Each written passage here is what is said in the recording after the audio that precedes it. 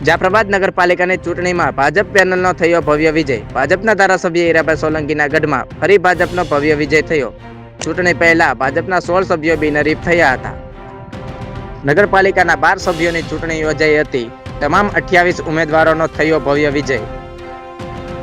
નગરપાલિકાની તમામ બેઠકો ભાજપે કબજે કરી કોંગ્રેસના સુપડા સાફ. જાફરાબાદના મોલ્ડન સ્કૂલ ખાતે પીઆઈ પીએસઆઈ તેમજ પોલીસનો સુસ્ત બંદોબસ્ત ગોઠવાયો હતો. જાફરાબાદ નગરપાલિકાના 7 વોર્ડના 28 ભાજપના સભ્યોનો ભવ્ય વિજય થયો. તમામ 28 ઉમેદવારોના મોં મીઠા કરાવી ફુલહાર કરાવી સન્માન કરવામાં આવ્યું. Saurashtra bureau chief Junaid Mansuri.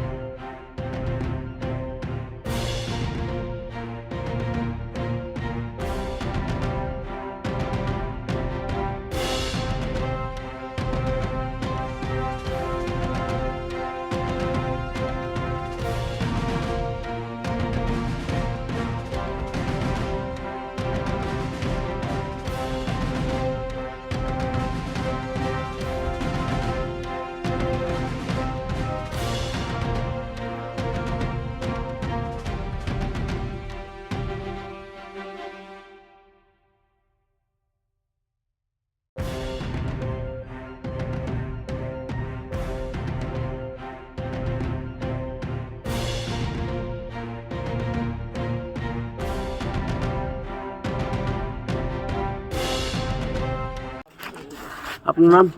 હું જાફરાબાદ પૂર્વ શહેર ભાજપ પ્રમુખ મનોજભાઈ ચુડાસમા.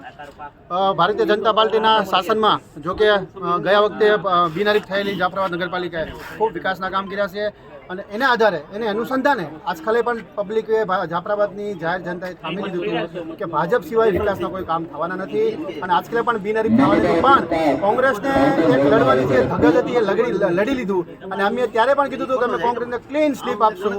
જાફરાબાદમાં કોંગ્રેસનું ક્લીન સ્લીપ થઈ ગયું છે. એક પણ ઉમેદવાર 2000 કે 1000 વોટને પાર કરી શક્યા નથી. આ એ બતાવે છે, એ દર્શાવે છે આ કોંગ્રેસની ગંદી રાજનીતિ દર્શાવે છે, આ કોંગ્રેસની ગંદી માનસિકતા દર્શાવે છે કે ભારતીય જનતા પાર્ટી જે વિકાસના કામ કરી રહી છે એના સમયે કોંગ્રેસનું કોઈ પણ કામ ચાલવાનું નથી. આ તમે આ જોઈ શકો તો આ જાફરાબાદને તમે જોઈ શકો તો 28 સીટ જાફરાબાદના અમારા તમામ ઉમેદવારો લઈને આવ્યા છે અને તમામ ઉમેદવારો આવતા દિવસોમાં જાફરાબાદ કેમ સુંદર બને, કેમ વૃંદાવન બને, કેમ નંદનવન થાય તેની પૂરેપૂરી તૈયારી સાથે અમારા 28 ઉમેદવાર કામ કરશે અને હળીમળીને સાથે આગળ વધશું તેવી અપેક્ષા છે.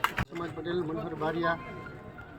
જ્યારે નગરપાલિકાનું સ્થાનિક ઇલેક્શન હતું એમાં 16 સીટ તો પહેલાં જ ભારતીય જનતા પાર્ટીની બેરીફ થઈ ગઈ હતી, એમાં કોઈ શંકાને સ્થાન નહોતું અને જે આ 3 સીટ જે લડવાની હતી, 3 વોર્ડમાં જે લડવાનું હતું એમાં બી કોઈ શંકાને સ્થાન પહેલેથી જ એવું હતું કે ભારતીય જનતા પાર્ટી લડશે અને 100% લડીને પણ બતાવી. બરાબર, એટલે બધી જાફરાબાદની જનતાએ જે ખોબલેની ખોબલે મત આપ્યા છે એમાં પણ રિઝલ્ટ બી બતાવે છે, આંકડા બી બતાવે છે કે કઈ રીતે મત આપ્યા છે. અને આ સ્થાનિક સ્વરાજ્યની જે ચૂંટણી છે અમારી, એ અમારા સમાજ લેવલે હોય.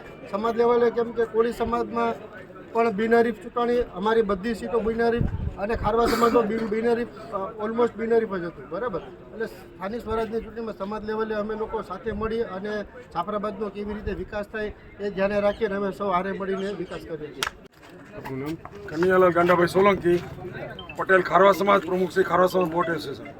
આજે જાફરાબાદ નગરપાલિકા 28 સીટ સાથે એક પણ સીટ જે ગયા વખતે સમરસ થઈ હતી, આ વખતે કોંગ્રેસને એમ થયું કે ભાજપની સામે લડી લેવું છે તો અમે 12 સીટમાં લડ્યા અને 12 સીટમાં લડીને પણ જંગી બહુમતીથી ચૂંટાણા અને નગરપાલિકા 28 સીટની ડિક્લેર થઈ છે. અમે આજે એમાં હીરાભાઈ સોલંકી આપણા ધારાસભ્યશ્રીએ ખૂબ જ મહેનત કરી છે કે મારી ધારાસભ્ય નગરપાલિકા, જોકે પહેલાં આપણે 16 સીટ સાથે બિનહરીફ તો થઈ જ ગયા છે, પરંતુ 28 સીટમાં હીરાભાઈ સોલંકીએ મહેનત કરી છે. આ સમયે અમે તમામ મતદારોનો, જાફરાબાદના તમામ મતદારોનો પણ દરેક સમાજના, કોળી સમાજ, ખારવા સમાજ, મુસ્લિમ સમાજનો હૃદયપૂર્વક આભાર માનીએ છીએ કે તેમણે ખૂબ જ મોટું મતદાન કરી અને ભારતીય જનતા પાર્ટી ઉપર એક વિશ્વાસ મૂક્યો છે. આવતા 5 વર્ષની અંદર અમે બધાય સાથે મળી અને જાફરાબાદનો કેમ વધારે વિકાસ થાય આ માટે અમે વિચારશું. જય હિન્દ, જય ભારત. હું જાફરાબાદ શહેર ભાજપ પ્રમુખ સંદીપ સિયાળ. જાફરાબાદ નગરપાલિકા સ્વરાજની ચૂંટણી હતી, એમાં 16 સીટ બિનહરીફ થઈ હતી અને 4 વોર્ડમાં